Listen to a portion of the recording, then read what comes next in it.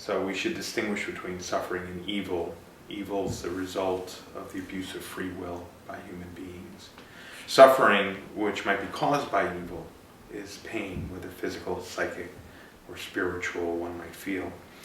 Evil, we can at least measure understanding as the price of human choice. If you have the right to make choices, you'll make bad choices. If you really have free will, there has to be honest choice. Suffering in general just seems unfathomable. Why do people suffer? How can we possibly understand it? It's mysterious.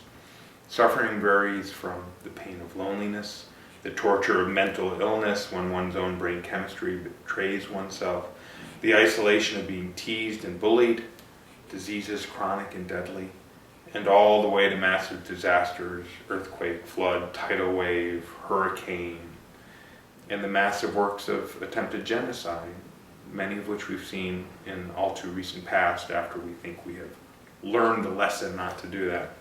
So these are just small samples of the suffering people encounter, and just ignores the suffering of animals, who, any of us who have dogs or cats or whatever, we understand them as feeling beings. The Jewish tradition understands them as feeling beings, which is why you're required to send a mother bird away before you take the eggs, because even though she can't intellectually understand the pain, she would emotionally understand it according to Jewish tradition.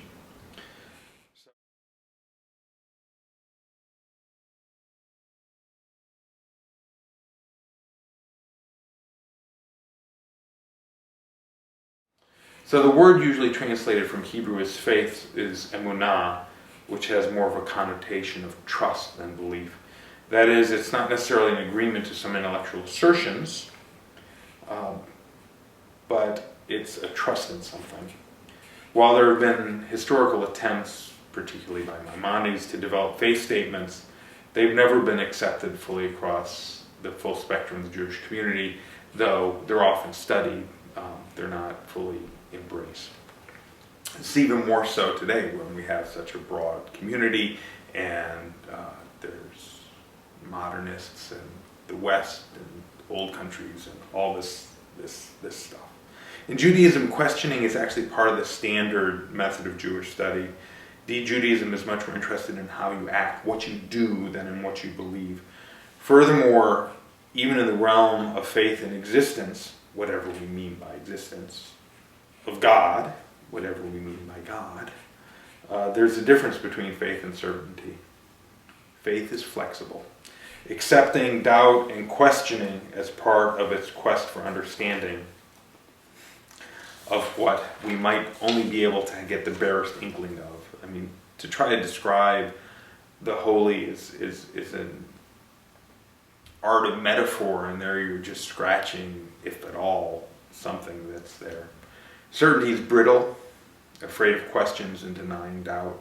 Certainty stays in stasis, unable to grow and deepen. Faith is organic, deepening and maturing in the dance with doubt.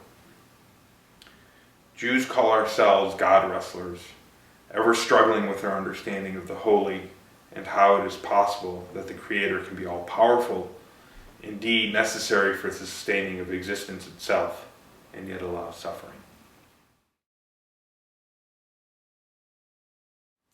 There's a long tradition in Judaism of calling the Creator out on the injustice of life. We can go back to Jeremiah. Yet I would speak with you about your justice. Why does the way of the wicked prosper? Why do all the faithless live at ease? You have planted them, they have taken root, they grow and bear fruit. You are always on their lips, but far from their hearts. The challenge of suffering both of communities, and there have been cases of scholars putting God on trial for failing to live up to God's commitments, because we have this covenantal relationship, and the suffering of individuals, it's a huge challenge. However, the question is, how do we respond to suffering? When we can relieve suffering, we're called upon to do it. From the Talmud, the Babylonian Talmud, Rabbi Hama, son of Rabbi Hanina, said, "What does the Torah mean when it says, 'You shall walk in the ways of the Lord'?" That's a quote from Deuteronomy. Can a person really walk in the shadow of the divine presence? Rather, it means that you should imitate the ways of God, Just as God clothed the naked, as it said, and God made garments of skin for Adam and his wife and clothed them. And so you shall clothe the naked. Just as God visited the sick and God appeared before Abraham after his circumcision, so should you visit the sick. Just as God buried the dead, as it says, and God buried Moses in the valley, so you should bury the dead. And just as God comforts the grieving, as it says, after the death of Abraham, God blessed Isaac his son, so you should comfort the grieving. So we're called upon to act in these divine ways.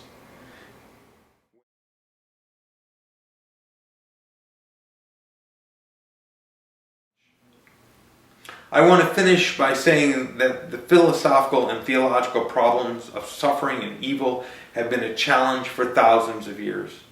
We've hardly touched the topic. Whole bookshelves are filled with Jewish theological responses to the Holocaust alone, let alone the whole of human civilization and all the problems that have been noted by philosophers and theologians. What we can say is that as agents of God, if we so view ourselves, it is our responsibility, in the words of American theologian Rabbi Harold M. Schulweis, to actualize the predicates of godliness. My children, as children will, would often complain that something was unfair. "Daddy, that's not fair." My response was that life was unfair, but that we each had a responsibility to be as fair as possible. Now that they're adults, they've told me that they really hated when I said this. But the thing is, there's evil in the world, there's suffering. The proper response to evil is good.